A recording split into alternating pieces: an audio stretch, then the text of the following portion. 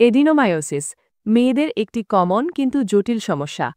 এটি এমন একটি গাইনি সমস্যা যেখানে জরায়ুর ভিতরের স্তর এন্ডোমেট্রিয়াম জরায়ুর পেশির ভিতরে প্রবেশ করে যায়।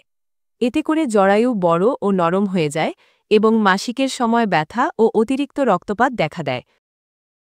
সাধারণ উপসর্গগুলো হল তীব্র মাসিক ব্যথা মানে ডিসমেনোরিয়া, মাসিকে অতিরিক্ত রক্তপাত মানে ম্যানোরিয়া, সহবাসে ব্যথা অনুভব করা ডিসম্যানোরিয়া, মাসিকের সময় ভারী লাগা বা প্রেশার অনুভব করা, কিছু ক্ষেত্রে বন্ধ্যাত্ব মানে ইনফার্টিলিটি। রোগী নির্ণয় করা হয় রোগীর ইতিহাস ও উপসর্গ শুনে প্রাথমিক ধারণা করে। আল্ট্রাসনোগ্রাফি মানে টিভিএস বা ইউএসজি বা এমআরআই দিয়ে নিশ্চিত করা হয়। চিকিৎসা রোগীর বয়স, সন্তান আছে কিনা, উপসর্গের তীব্রতা এইসব দেখে নির্ধারণ করা হয়। মেরিনা জরায়ুর ভিতরে স্থাপনযোগ্য হরমোনাল ডিভাইস।